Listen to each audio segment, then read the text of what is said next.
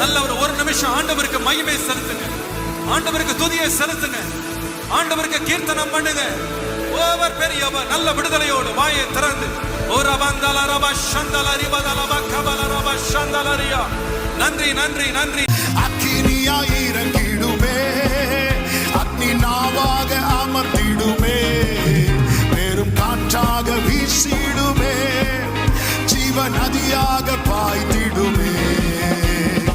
அளவு பெருகி உங்களை இழுத்து கொண்டு போகிறது. The level of water is rising and ரிபாலா மாதரா கமாஷரே ஹண்டரோ லேப்டரோ ஹண்டரே. இது போல போலியான அந்நிய பாஷை பேசிக்கிட்டு, அபிஷேகம் சொல்லிக்கிட்டு, பரிசுத்த ஆவியின் வரம் பெற்றேன்னு சொல்லிக்கிட்டு திரிகிற ஒவ்வொரு பாஸ்டர்களும் மனம் திரும்புறதுக்கு இது ஒரு எச்சரிக்கை பதிவு. பரிசுத்த ஆவினா என்னன்னு தெரியாம, அபிஷேகனா என்னன்னு தெரியாம, அந்நிய பாஷைனா என்னன்னு தெரியாம இப்படி மக்களை ஏமாத்துறது வேதத்தின்படி நீங்க செய்யறது தவறு. வேதத்தின்படி பரிசுத்த ஆவினா என்ன, பரிசுத்த ஆவியானவர்னா என்ன, அந்நிய பாஷைனா என்ன, அபிஷேகனா என்ன அப்படின்றத தெளிவா தெரிஞ்சுக்கிட்டு இத மக்களுக்கு சொல்லுங்க. இப்ப நீங்க பேசிட்டு இருக்க, திருச்சபையில பேசிட்டு இருக்க எல்லா அந்நிய பாஷையும் பொய்யானதே. திருச்சபையில சொல்ற அபிஷேகம் பொய்யானது.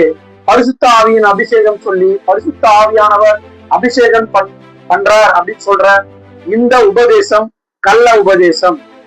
நீங்க எல்லா நல்ல காரியம் சொன்னாலும் இது வேதத்தின்படி புறம்பாது. நீங்க எந்த காரியம் சொன்னாலும் அது வேதத்துல இருக்கணும். இன்னைக்கு இப்படி புறஜாதிகளும் கிண்டல் பண்ற அளவுக்கு நீங்க பரிசுத்த ஆவியானவர் வந்துட்டாரு, எங்களை அபிஷேகம் பண்ணிட்டாரு, எங்களை அதிக பாஷை பேச சொல்றாரு அப்படி சொல்லி நீங்க பேசுறது எப்படி இருக்குன்னா, புறஜாதியிலும் இப்படிப்பட்ட காரியங்களை நான் காணேன் என்று பவுல் சொல்றாரு. இது போல புறஜாதியிலும் இப்படிப்பட்ட காரியங்களை நாங்க பார்க்கல. கிறிஸ்துவர்கள் சொல்லிட்டு பைபிளுக்கு விரோதமா பைபிள்ல இல்லாத ஒன்ன சொல்றது ரொம்ப தப்பு. உங்களுக்கு தெரியலன்னா பரிசுத்த ஆவி என்றால் என்ன அப்படின்னு நான் வீடியோ போட்டிருக்கேன், அதை பாருங்க. பரிசுத்த ஆவியானவர் என்றால் என்ன ஒரு வீடியோ போட்டிருக்கேன், அதை பாருங்க. பரிசுத்த ஆவியின் ஞானஸ்தானம் என்றால் என்ன அப்படின்னா அதை தெரிஞ்சுக்கீங்க, அதுக்கும் ஒரு வீடியோ போற பாருங்க. அந்நிய பாஷை என்றால் என்ன, அதுக்கு ஒரு வீடியோ போற பாருங்க. அதே போல பரிசுத்த ஆவியின் வரத்தினால நான் அந்நிய பாஷை பேசுறேன், பரிசுத்த ஆவியானவர் தான் தராரு அப்படின்னு சொல்றீங்கன்னா அதுவும் தவறானது. வேதத்தை கொண்டு வேதத்தில் தரப்படும் வெளிச்சம் தான் வெளிப்பாடுன்னு சொல்லப்பட்டிருக்கிறதுங்க.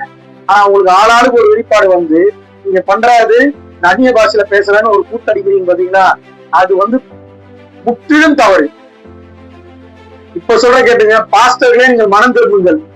இந்த இவ்வளவு பெரிய பாஸ்டரா இருந்தாலும் கிறிஸ்துவத்துக்கு நான் தலைவர்னு சொன்னாலும் சரி, வேதத்துக்கு விரோதமாக செயல்படுகிற எந்த ஒரு காரியமும் பாவம். இதுவே உங்களுக்கு மனம் திரும்புவதற்கான ஒரு நேரம்.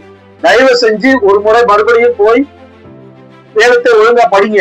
நீங்க பண்ற இந்த அந்நிய பாஷையின் அபிஷேகமோ இல்ல அந்நிய பாஷைன்னு சொல்ற இந்த பாஷையோ வேதத்துல இல்ல. வேதத்துல இந்த மாதிரி அந்நிய பாஷை யாரும் பேசல. வேதத்துல எப்படி அந்நிய பாஷை பேசணும், திருச்சபையில யாரு பேசணும், எத்தனை பேர் பேசணும்னா அதுக்கு என்ன ரூலு, இது எல்லாம் கிளியரா இருக்கு. இது எதுவுமே தெரியாம, இது எதுவுமே ஜனங்களுக்கு சொல்லி தராம நான் அந்நிய பாஷை பேசுறேன்னு சொல்லி சொல்றது ரொம்ப தப்பு. அந்நிய பாஷையில பேச சொல்லி வற்புறுத்ததும் ரொம்ப தப்பு. பரிசுத்த ஆவினா என்னன்னே தெரியாம பரிசுத்த ஆவி எங்கோ இறங்குதுன்ற மாதிரி சொல்லி தரதே முதல் தப்பு. பரிசுத்த ஆவியானவர் உங்களுக்குள்ள இருக்கும்போது எதுக்கு மேல இறங்கணும்?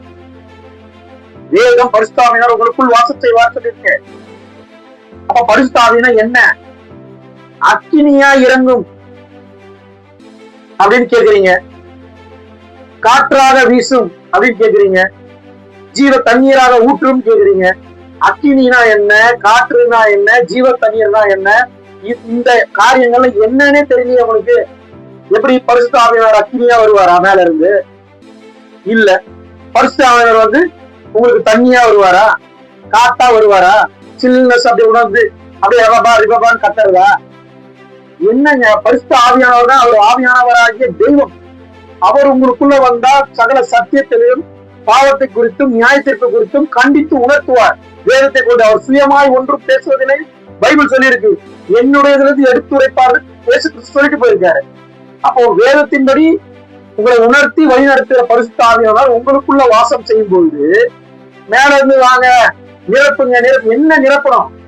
ஆவியில நிரப்புறதுன்னா என்ன? ஏதோ ஒரு பேய் மாதிரி வந்து உள்ள இறங்கி உங்களை ஆட்டுறதா? இது பொல்லாத ஆவி சேனைகளின் கூட்டம் செய்கிற ஒரு கள்ள உபதேசம். நான் இதை எச்சரிப்பா சொல்லுகிறேன். எவ்வளவு பெரிய மூத்த ஊழியரா இருந்தாலும் சரி, இது தனி மனிதர் தாக்குதலுக்கு அல்ல. எல்லாரும் நீங்க பெரிய ஊழியர் சொல்லிக்கிட்டு நீங்க சொல்ற பொய்ய நிரூபிக்கிறதுக்காக என்னென்னவோ கதை கட்டி மக்களை ஏமாத்துறீங்க. வேதத்துல இல்லாத ஒன்றை சொல்லி கொடுத்துட்டு இருக்கீங்க.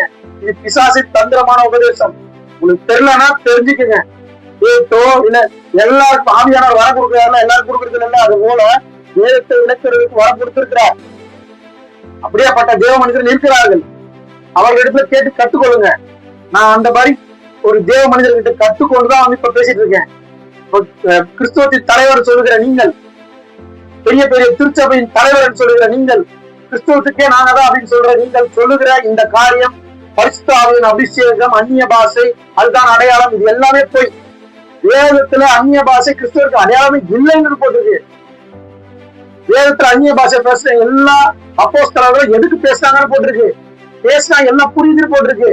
தேவனிடத்துல இன்டராக்ட் பண்றதுன்னா கூட தேவனுக்கும் உனக்கும் தெரிய பேசணும்னு சொல்லியிருக்கு. நீங்க ரகசியமே பேசுனீங்கன்னா ரகசியம் எங்களுக்கு தாங்க.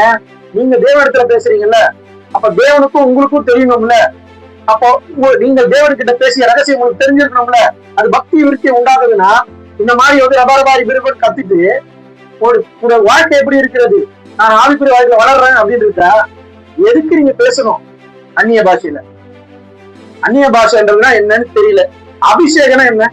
அபிஷேகம் கடவுள் வந்து மேல ஊத்துறதா? கிடையவே கிடையாதுங்க. அபிஷேகம் வேதத்துப்படி என்ன சொல்லி சாட்டா சொல்ற கேட்டீங்க. லைக் பண்ணுங்க, ஷேர் பண்ணுங்க, சப்ஸ்கிரைப் பண்ணுங்க.